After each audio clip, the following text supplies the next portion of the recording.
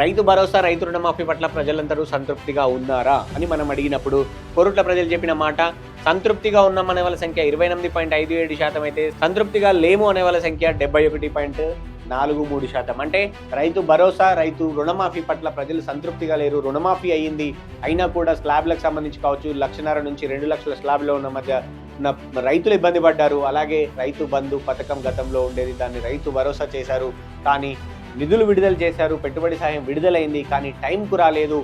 Time అయిపోయిన తర్వాత వచ్చింది, దానివల్ల ఇబ్బంది పడ్డాము. గతంలో టైంకి వచ్చేది అనేది మెజారిటీ ప్రజలకు సంబంధించినటువంటి అభిప్రాయం.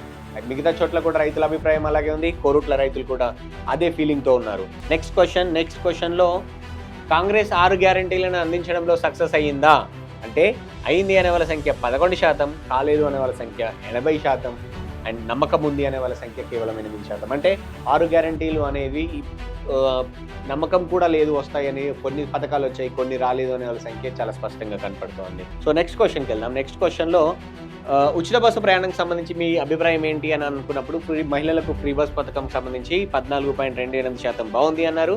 యాజ్ యూజువల్గా బాగాలేదు అనే వాళ్ళ సంఖ్య 85.72%.